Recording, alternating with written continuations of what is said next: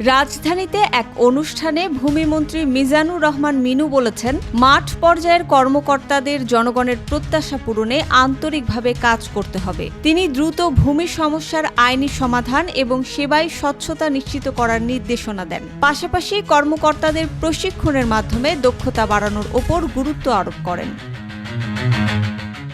এখন থেকে ফেরিতে বাস তোলার আগে অবশ্যই শতভাগ যাত্রীকে বাস থেকে নামিয়ে দিতে হবে। কোনো অবস্থাতেই যাত্রীসহ বাস ফেরিতে তোলা যাবে না। নৌ দুর্ঘটনা ও ফেরি পারাপারে ঝুঁকি এড়াতে কঠোর নির্দেশনা দিয়েছেন সড়ক পরিবহন ও সেতু, রেলপথ এবং নৌ পরিবহন বিষয়ক মন্ত্রী শেখ রবিউল আলম রবি। তিনি জানান, ফেরিতে পর্যাপ্ত নিরাপত্তা নিশ্চিত করতে এখন থেকে রেলিং লাগানো বাধ্যতামূলক করা হবে। এর মাধ্যমে ঝুঁকি কমিয়ে আনা সম্ভব। স্বাধীনতার ৫ দশকে বাংলাদেশ উল্লেখযোগ্য আর্থসামাজিক অগ্রগতি লাভ করেছে বলে মন্তব্য করেছেন পররাষ্ট্রমন্ত্রী ড. খলিলুর রহমান। তিনি আরও বলেন, গত ৫ দশকে বাংলাদেশ নানা প্রতিকূলতা অতিক্রম করে জাতিসংঘ সনদের নীতিমালার সঙ্গে সামঞ্জস্য রেখে গঠনমূলক সম্পৃক্ততার মাধ্যমে উল্লেখযোগ্য আর্থসামাজিক অগ্রগতি সাধন করেছে। গুরুত্বপূর্ণ বিষয়ে বিভিন্ন দলের নোট অব ডিসেন্ট ছিল বলেই গণভোট অনুষ্ঠিত হয়েছে বলে মন্তব্য করেছেন এনসিপির যুগ্ম আহ্বায়ক সারোয়ার তুষার। তিনি বলেন, যেসব মৌলিক বিষয়ে রাজনৈতিক দলগুলোর মাঝে ঐকমত হয় নাই, তাদের নোট অব ডিসেন্ট আছে। সেজন্য মূলত গণভোটটা এসেছে, যাতে জনগণ আসলে ওই ইস্যুতে কি চায়, তাদের মতামত কি তা যাচাই করার জন্যই গণভোটের আয়োজন করা হয়েছিল। নতুন করে হামের টিকা কেনার জন্য ৬০৪ কোটি টাকা বরাদ্দ দেয়া হয়েছে বলে জানিয়েছেন স্বাস্থ্য ও পরিবার কল্যাণ মন্ত্রী সরদার মোহাম্মদ সাখাওয়াত হোসেন। স্বাস্থ্যমন্ত্রী বলেন, গত ১৫ দিনে হামের প্রবণতা বেড়েছে, তবে এখনও আমাদের সক্ষমতা রয়েছে। সংক্রামক ব্যাধি হাসপাতালে চিকিৎসা দেয়া হচ্ছে। পাশাপাশি ডিএনসিসি হাসপাতালে হামের জন্য আলাদা কর্নার করা হয়েছে। স্বাস্থ্যমন্ত্রী জানান, পতিত সরকার গত ৮ বছর হামের টিকা দেয়নি। এ কারণেই সম্প্রতি হামের প্রাদুর্ভাব বেড়েছে।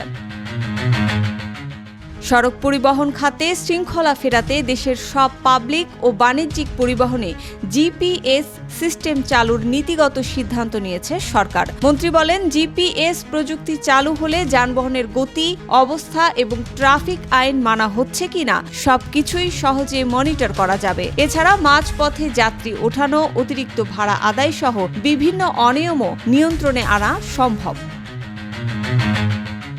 সম্প্রতি জনসমক্ষে কুমিল্লা ৪ আসনের এমপি এবং এনসিপির মুখপাত্র হাসনাত আব্দুল্লাহ বলেছেন, যতদিন আমি এই আসনে আছি ততদিন আমি সবার। যে আমাকে ভোট দিয়েছে তারও যেমন অধিকার রয়েছে, আবার যে আমাকে ভোট দেয়নি তার আরও বেশি অধিকার, কারণ সে আমার ওপর আস্থা রাখতে পারেনি, সেজন্যই ভোট দেয়নি। কিন্তু এখন কাজের মাধ্যমে তার আস্থা আমাকে অর্জন করতে হবে। আমরা প্রতিহিংসার রাজনীতি করব না, বরং সবার ভালোবাসা অর্জন করাই হবে আমাদের লক্ষ্য। লিবিয়া থেকে ইতালি যাওয়ার পথে ভূমধ্য সাগরে জীবিত উদ্ধার হওয়া ২৬ জনকে দেশে ফিরিয়ে আনাই মন্ত্রণালয়ের প্রথম গুরুত্ব বলে জানিয়েছেন পররাষ্ট্র প্রতিমন্ত্রী শামা ওবায়েদ। এ সময় তিনি বলেন, বাংলাদেশ ও লিবিয়ার যে চক্র মানব পাচারে জড়িত তাদের চিহ্নিত করে শেকড় খুঁজে বের করতে চায় সরকার। এই সংকট সমাধানে গ্রিস, বাংলাদেশ ও লিবিয়া একত্রে কাজ করছে বলেও জানান তিনি। জাতীয় সংসদ ইনসাফের ভিত্তিতে পরিচালনা করা গেলে দেশেও ইনসাফ প্রতিষ্ঠিত হবে বলে আশাবাদ ব্যক্ত করেছেন বিরোধী দলীয় নেতা ও জামাতে ইসলামীর আমির ড. শফিকুর রহমান। তিনি রোববার বিকেলে জাতীয় সংসদে শুভেচ্ছা বক্তব্যে ডেপুটি স্পিকার ব্যারিস্টার কায়সার কামালের বক্তব্যের পরিপ্রেক্ষিতে তাকে ধন্যবাদ জানিয়ে এই আশা প্রকাশ করেন।